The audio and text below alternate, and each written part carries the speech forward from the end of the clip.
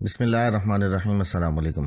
जमजम talks में खुशामदीद। देखिए, तासुर ये मिलता है कि सुप्रीम कोर्ट ने पहले 63A का जो फैसला आया उसमें आइन रीराइट किया गया कि ये वोट कास्ट हो जाएगा, काउंट नहीं होगा और आप डिस्क्वालीफाई भी हो जाएंगे। उसके बाद मुख्तलिफ मामलात हैं जिसके अंदर फैसले ऐसे दिए जाते हैं जहां दरखास्त गुजार ने ना रिलीफ वो मांगा हो जो रिलीफ दे दिया गया है, ना वो दरखास्त गुजार अदालत के सामने मौजूद है, ना उसकी सदा है, और वो कह रहे हैं हम सुन्नी इत्तेहाद काउंसिल के मेंबर हैं, कोर्ट कह रही है नहीं आप तहरीक इंसाफ के मेंबर हैं।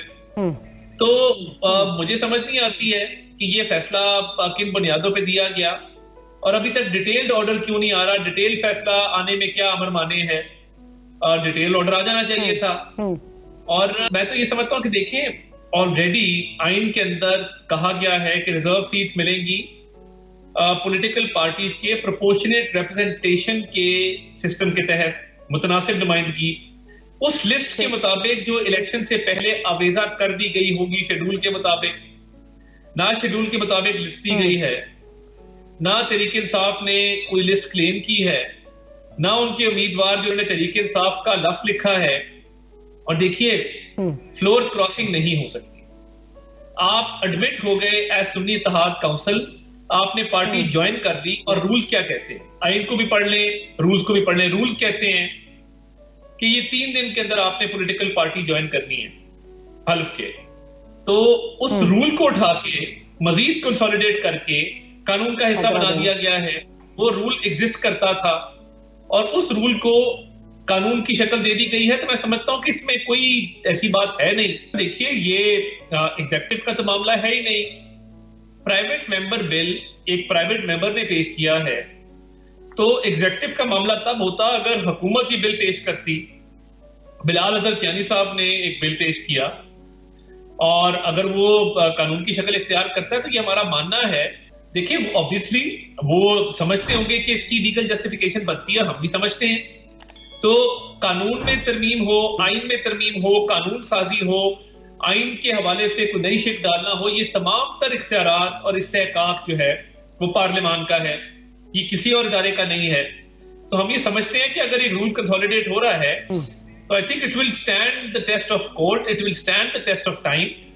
और पार्लियामान ने सिर्फ रिकॉर्ड स्टेट सेट किया है और इस हवाले से ऑलरेडी एक चीज एग्जिस्ट करती थी। अब इस पे 100 कह लें कि जी सुप्रीम कोर्ट का ऑर्डर के हवाले से इसके अंदर जो है वो जब ये पास होगा तो दिक्कत आएगी। देखें, एक चीज जो एग्जिस्ट करती है और रूल्स का हिस्सा है, उससे कैसे दिक्कत आ सकती है? इसका मतलब है कि फैसला ही ठीक नहीं था कि अगर वो रूल्स के खिलाफ था, आइन के खिलाफ था, वो इलेक्शन एक्ट के खिलाफ था। तो ये बड़ी अजीब सी बात है। हमने रिव्यू दायर किया हुआ है और पीपल्स पार्टी ने भी रिव्यू दायर किया है। अभी तक वो समाअत के लिए मुकर्रर नहीं हुआ। उम्मीद है कि वो समाअत के लिए मुकर्रर भी किया जाएगा। हम तो उम्मीद रखते हैं कि हमारा रिव्यू एडमिट होगा और ये फैसला ओवरटर्न होगा। देखिए, इन प्रिंसिपल एक फैसला हुआ कि ये बैन लगना चाहिए कि वो एक दहशतगर्द जमात है जिन्होंने 9 मई के हमले किए, जिनके खिलाफ फॉरेन फंडिंग का फैसला मौजूद है, जिनके खिलाफ मुतअद्दिद केसेस मौजूद है और फॉरेन फंडिंग का फैसला फील्ड के अंदर एक लीगली वैलिड ऑर्डर है। उसके बाद जरूरी समझा गया कि मुशावरत की जाए और ना सिर्फ इत्तेहादी जमातों से कानूनी मुशावरत की जाए और होमवर्क मुकम्मल कर लिया जाए। एक इन प्रिंसिपल असूली फैसला हो जाता है और उसके बाद हतमी फैसला होमवर्क के बाद, कानूनी मुशावरत के बाद होता है। तो मैं ये समझता हूं कि इसमें कोई मजायका नहीं है।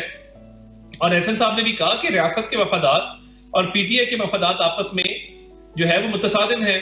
तो उस हवाले से हम समझ लें कि उस पर होमवर्क जारी है और ऑब्वियसली उसका एक सिस्टम है, वो कैबिनेट में आएगा, काबीना उसको रेफर करेगी सुप्रीम कोर्ट को और फिर फाइनल फैसला वहां से आएगा। तो आइन की जो आर्टिकल 17(2) है उसके तहत ये बिल्कुल इजाजत है कि फेडरल गवर्नमेंट ये काम कर सकती है और हम समझते हैं कि उसका जवाब भी मौजूद है और शवाहिद भी मौजूद है। देखिए, ये जो इंफॉर्मेशन प्रोवाइड करनी है ये ministry of law and justice ने करनी है और उस पर लॉ मिनिस्टर जो है वो वर्किंग कर रहे हैं। जब वो समझेंगे कि तैयारी मुकम्मल है और उन्होंने लीगल पेपर वर्क और डॉक्यूमेंटेशन मुकम्मल कर ली है, उसको काबीना में पेश कर दिया जाएगा। तो एहसन साहब ने भी वही बात की जो मैं कर रहा हूं और हम समझते हैं कि इसका जवाब मौजूद है और फॉरेन फंडिंग का केस एक बड़ा स्ट्रॉन्ग केस है। उसके अलावा आप देखें जो 9 मई के हमले किए गए, मुल्की सलामती को, कौमी सलामती को नुकसान पहुंचाया गया, शुहदा की यादगारों को मस्मार किया गया। देखिए, एक सियासी जमात अगर दहशत गर्दों का लबादा उड़ेगी, वो कहेंगे हाँ हमने भी जिना हाउस को आग लगाई है, मगर जियारत रेजिडेंसी भी दहशत गर्दों ने उड़ाई थी। ये जब जस्टिफिकेशन दी जाएगी कि दहशत गर्दों ने भी ये काम किया था, हमने भी किया है, तो फिर उसको सियासी जमात कौन तस्लीम करेगा? वीडियो को लाइक करें, शेयर करें और कमेंट सेक्शन में अपनी कीमती राय से ज़रूर आगाह करें और हमारे चैनल जमजम टॉक्स को सब्सक्राइब करना मत भूलें।